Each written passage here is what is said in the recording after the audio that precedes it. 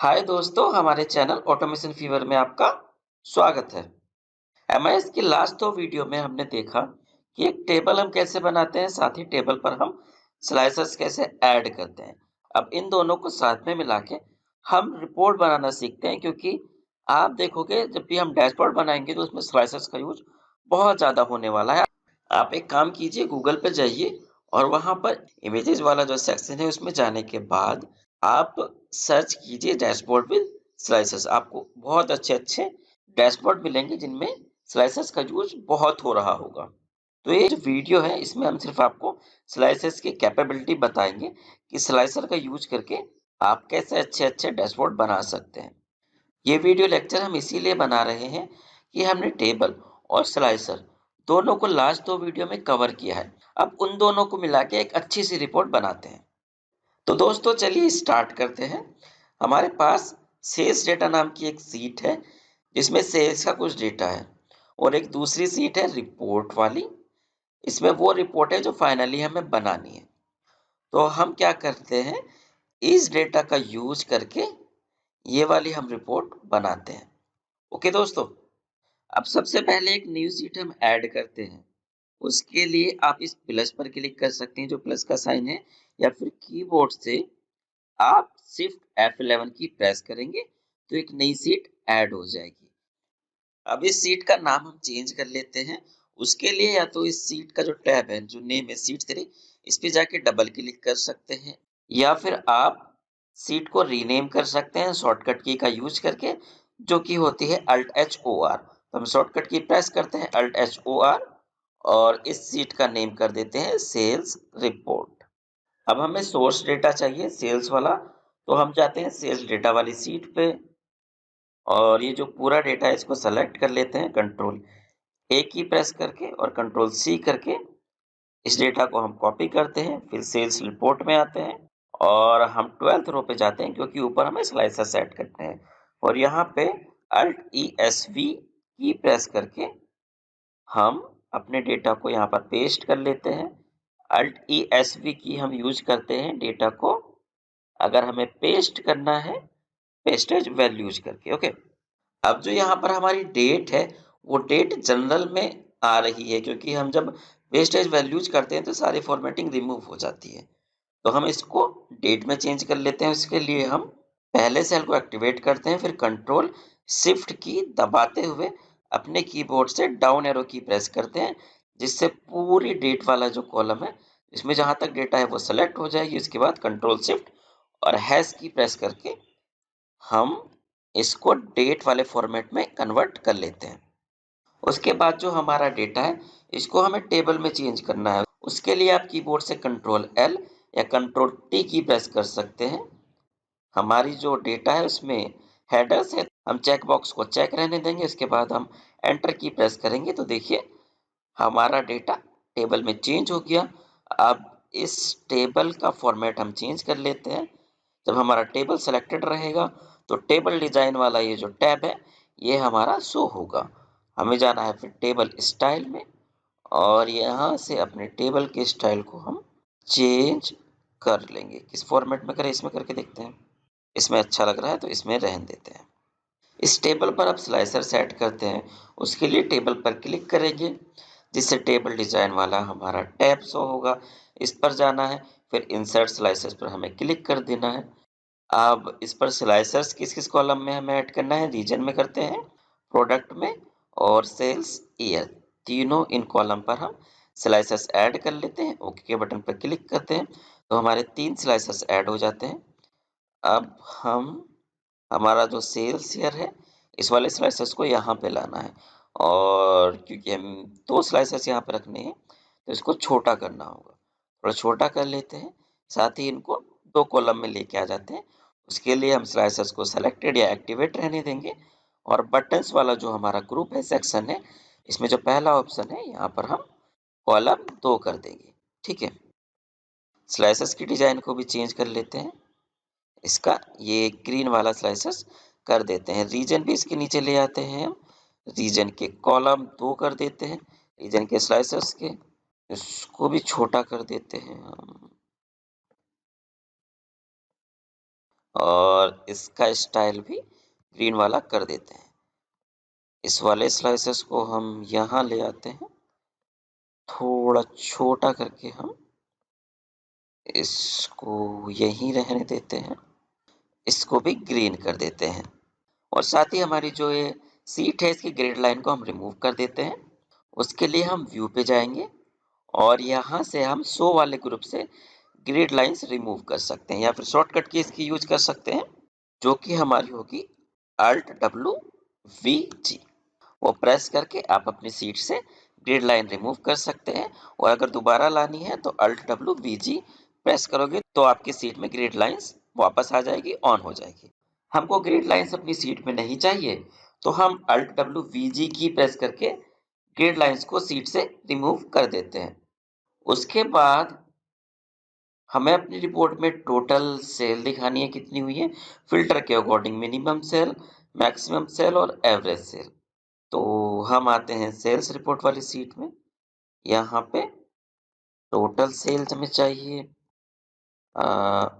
Minimum cell चाहिए, maximum sale और सबसे लास्ट में एवरेज सेल भी हम निकाल लेते हैं। ठीक है, दो कॉलम को सेलेक्ट करके कंट्रोल 1 की प्रेस करते हैं जिससे ये फॉर्मेट सेल्स वाला ऑप्शन इनेबल होगा। इसके बॉर्डर्स में जाके हम बॉर्डर अप्लाई करते हैं और इसकी ग्रिड लाइन का हम कलर थोड़ा ग्रीनिश सा कर देते हैं, ये वाला। आउटसाइड में और इनसाइड में हमें ग्रिड लाइन चाहिए।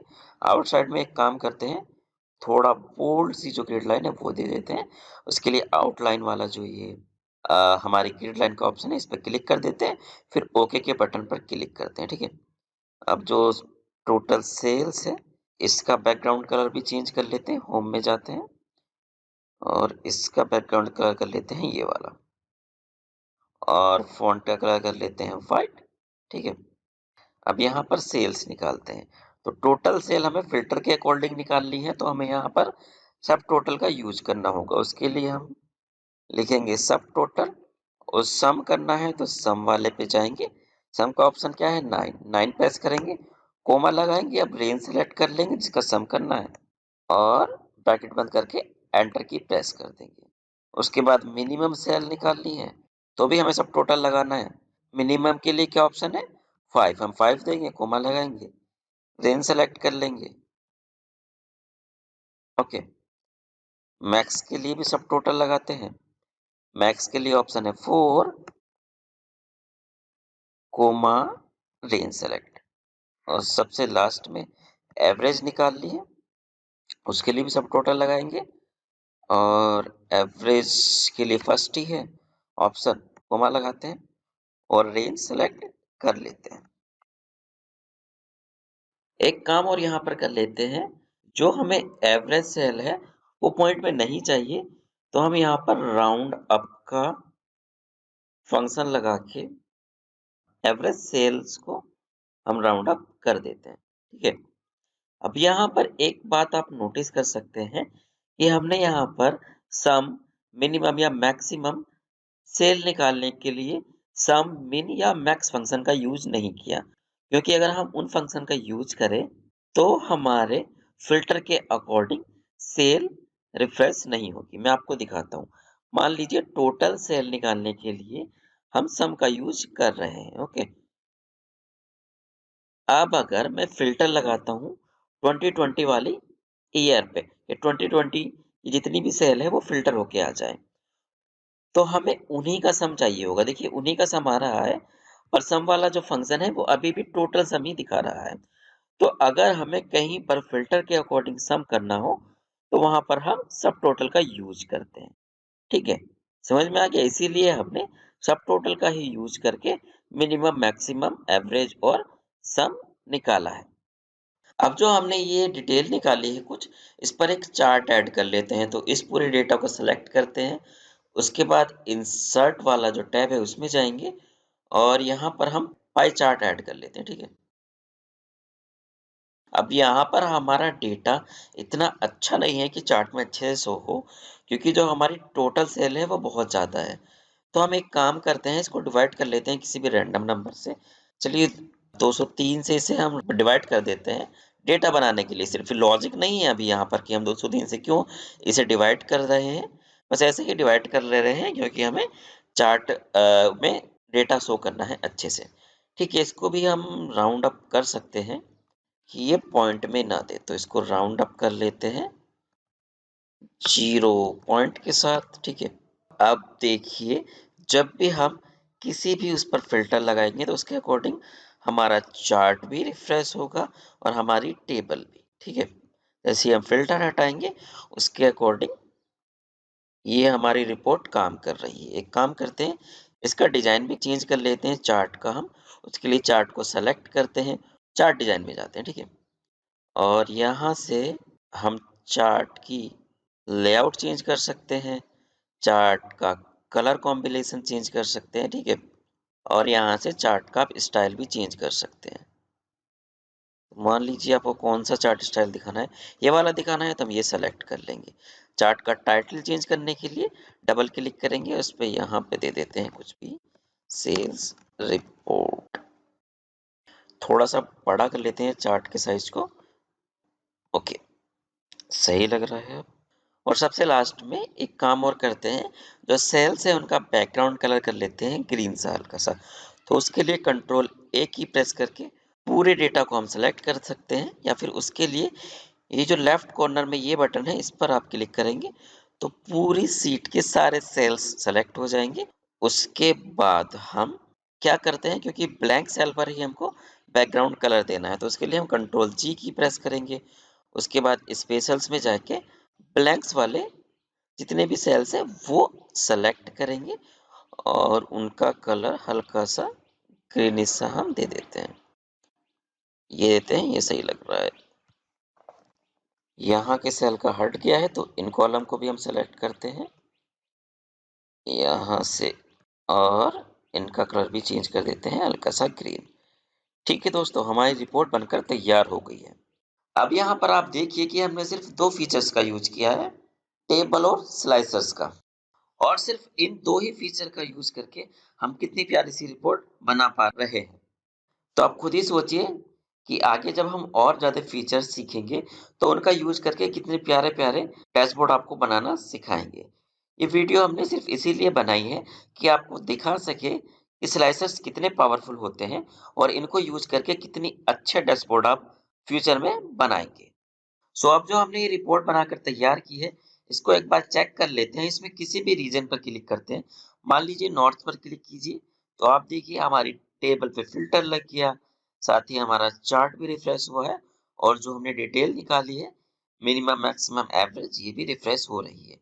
इसी में और फ़िल्टर लगाना है, तो और लगा सकते हैं और हटाएँगे, तो उसके अकॉर्डिंग हमारी रिपोर्ट रिफ्रेश हो जाएगी।